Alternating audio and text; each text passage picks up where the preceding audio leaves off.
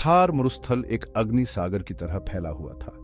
चिलचिलाती धूप में रतनपुर नामक एक छोटा सा गांव बसा हुआ था। गांव वाले अपनी मेहमान नवाजी के लिए जाने जाते थे, लेकिन उनकी आंखों में एक गुप्त भय छिपा था। वे एक पुराने किले के बारे में बात करते थे जो खंडहर और शापित था। किंवदंती थी कि एक क्रूर राजा की मृत्यु उसकी दीवारों के भीतर हुई थी। उसकी आत्मा हमेशा के लिए फंस गई थी। किला गांव के बाहरी इलाके में खड़ा था, भय का प्रतीक। कोई भी उसके पास जाने की हिम्मत नहीं करता था। ऐसा लगता था कि उसकी परछाई गांव तक पहुंच रही है, जो उन्हें श्राप की याद दिला रही है। रतनपुर के बच्चे किले की कहानियों पर पले बढ़े। उनके बुरे सपने मरे हुए राजा की फुसफुसाहट से भरे हुए थे। बच्चों में मोहन नाम का एक लड़का था। वह अपनी साहसिक भावना और साहस के लिए जाना जाता था। उसके दोस्त रामू और सीता हमेशा उसके कारनामों में शामिल होने के लिए उत्सुक रहते थे। एक भीषण दोपहर दोस्त खुद को उस विषय पर खींचते हुए पाए जिसने रतनपुर को पीड़ित किया, किला। क्या तुमने कभी सोचा है कि वास्तव में वहाँ क्या है? मेरी दादी कहती हैं कि राजा की आत्मा अभी भी हॉल में घूमती है। हमें डराने के लिए ये सिर्फ कहानियां हैं। लेकिन उसकी आवाज में दृढ़ता की कमी थी। मोहन ने उनके डर को भांपते हुए मुस्कुराते हुए कहा, चलो खुद ही देखते हैं। हवा में एक चुनौती लटकी हुई थी जो उन्हें स्वीकार करने की हिम्मत दे रही थी। दूरी में खामोश और खतरनाक किला उन्हें अपनी ओर इशारा करता हुआ प्रतीत हो रहा था। सूरज ढलने लगा, आकाश को नारंगी और बैंगनी रंग में रंग रहा था। मोहन, रामू और सीता, उनके दिल डर और उत्साह के मिश्रण से धड़क रहे थे, किले की बाहरी दीवार पर पहुंचे। हवा भारी हो गई, मानो कोई अदृश्य भार उन पर आ गया हो। एक समय का भव्य किला अब अपनी पुरानी महिमा का कंकाल था। लताओं से ढकी फटी दीवारें पहरा दे रही थीं। टूटे हुए मेहराब ढलती रोशनी में लंबी भया ईरी परछाई डालते थे। लोहे के विशाल द्वार जंग खाए हुए थे और बंद थे, मानो प्रवेश वर्जित थे। अंदर जाने का कोई और रास्ता होना चाहिए। मानो इशारा करते हुए उन्होंने दीवार में एक छोटा सा उद्घाटन खोज लिया, जो उगी हुई झाड़ियों के पीछे छिपा हुआ था। उन्होंने नर्वस निगाहों का आदान प्रदान किया। उनके बीच एक मौन समझौता हुआ। बस यही था, वे सीमा पार कर रहे थे। टूटी दीवार के नीचे झुकते हुए बच्चे खुद को एक ऐसे प्रांगण में पाए जो कभी एक भव्य प्रांगण था। अब यह टूटी हुई मूर्तियों और ऊंचे ऊंचे खरपतवारों का कब्रिस्तान था। सन्नाटा अशांत करने वाला था। केवल चमगादड़ों के फड़फड़ाने से टूटता था जो परछाई से उड़ते थे। पत्तों की हर सरसराहट, दूर से आती किसी पक्षी की हर चीख उन्हें उछल पड़ती थी। हवा ठंडी हो गई, जिससे उनकी रीढ़ की हड्डी में कंपी आ गई। जैसे जैसे वे किले में और गहरे उतरे, रोशनी फीकी पड़ने लगी। दीवारें बंद होती हुई प्रतीत होती थीं, जो उनके द्वारा रखे गए रहस्यों के भार से उन्हें दबा रही थी। वे मुख्य हॉल में जाने वाले एक तोरण द्वार पर पहुंचे। धूल और सड़न की गंध से हवा घनी थी। गलियारे से एक ठंडी हवा चली, उनके नाम फुसफुसाते हुए। यह ऐसा था जैसे किला खुद सांस ले रहा हो, एक अनदेखी ऊर्जा के साथ जीवित हो। जैसे ही उन्होंने मुख्य हॉल के अंदर कदम रखा, ढलते सूरज की आखिरी किरणों ने दीवारों पर लंबी नाचती हुई परछाई डाली। हवा में धूल के कण घूम रहे थे, फीकी रोशनी को पकड़ रहे थे। हॉल विशाल था, ऊंची छत और फीके भित्ति चित्रों के साथ एक शानदार अतीत के दृश्यों को दर्शाया गया था। वहां पर मैंने कुछ हिलते हुए देखा। मोहन और सीता ने उसकी निगाहों का पीछा किया। एक क्षण के लिए उन्होंने सोचा कि उन्होंने परछाई में लिपटी एक आकृति को अपनी दृष्टि के किनारे पर खड़ा देखा, लेकिन जब उन्होंने पलकें झपकाईं तो वह चली गई थी। यह सिर्फ तुम्हारी कल्पना है। हालांकि उनकी आवाज में आत्मविश्वास की कमी थी।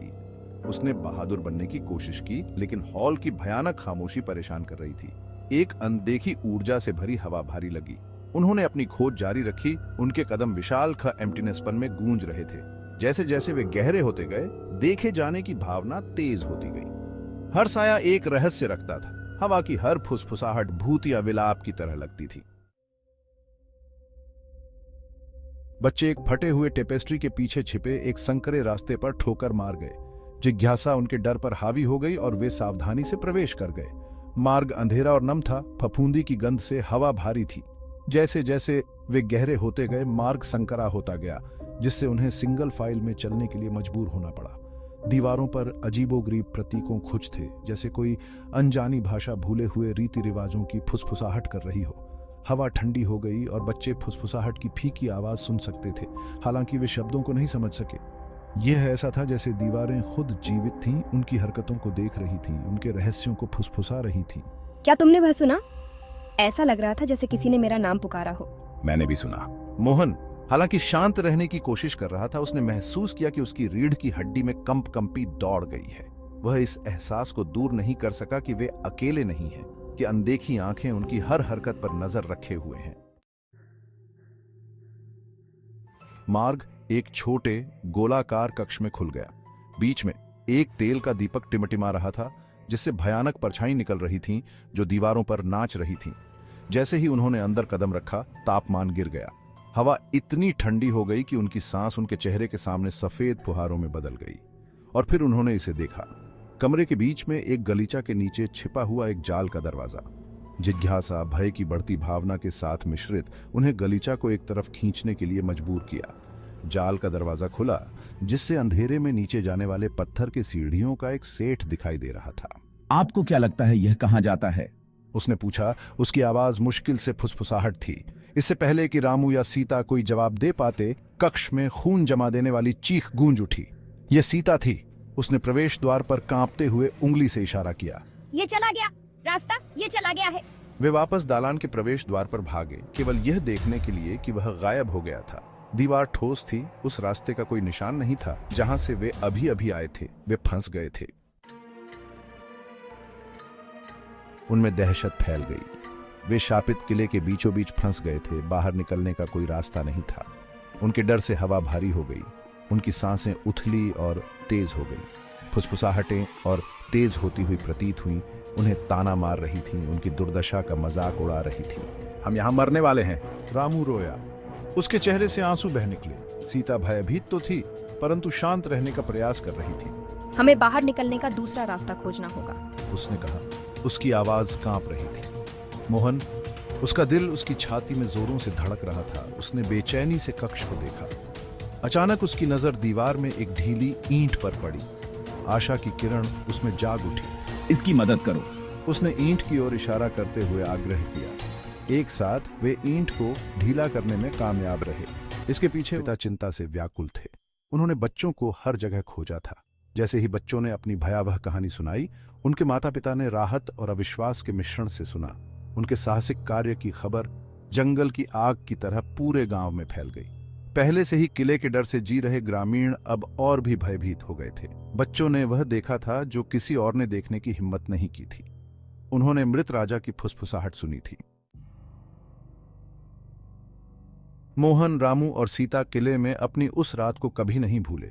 अनुभव ने उन्हें बदल दिया।